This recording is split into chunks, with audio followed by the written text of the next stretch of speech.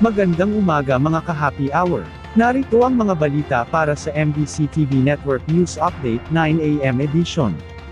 DFA kinumpirmang walang nasaktan na Pinoy sa pamamaril sa Bondi Beach. Kinumpirma ng Department of Foreign Affairs walang Filipino ang nasaktan kasunod ng pamamaril sa Bondi Beach, Sydney, Australia, na nag-iwan ng 12 nasawi at 30 sugatan. Ang insidente ay naganap noong December 14, sa panahon ng isang pagdiriwang ng Hanukkah ng mga Jewish community, kung saan maraming tao ang nagtipon. Ayon kay New South Wales Police Commissioner Mal Lanyon, isang sospek ang napatay sa lugar, at isa pa ang nasa kritikal na kondisyon. Iniimbestigahan pa kung may kasamang pangatlong gunman ang mga sospek. Natagpuan rin ng mga awtoridad ang mga umano'y ginamit na improvised explosive devices sa lugar. Kinundina naman ni Prime Minister Anthony Albanese ang insidente, na tinawag niyang isang targeted assault laban sa Jewish community. Nagpaabot naman ng pakikiramay ang DFA sa mga biktima at kanilang pamilya, at pinaalalahanan ang mga Filipino sa Sydney na manatiling alerto at sundin ang mga abiso ng mga awtoridad.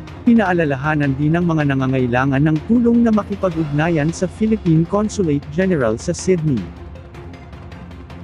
Samantala, sa MBC TV Global, King Charles magbabawas na ng gamutan sa cancer. Ibinahagi ni King Charles ang update ng kanyang gamutan sa cancer nito. Sa inilabas nitong video message, ay naging epektibo ang maagang pag-detect ng cancer. Dahil dito, ay nagpasya ang doktor na bawasan ang gamutan niya sa susunod na taon. Itinuturing nito na isang milagro ang pangyayari at patunay na nakakatulong ang mga makabagong gamutan ngayon.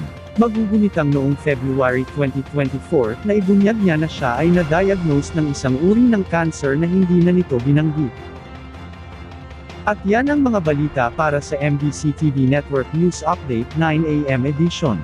Abangan ang mga susunod na balitaan mamaya para sa 10 AM edition.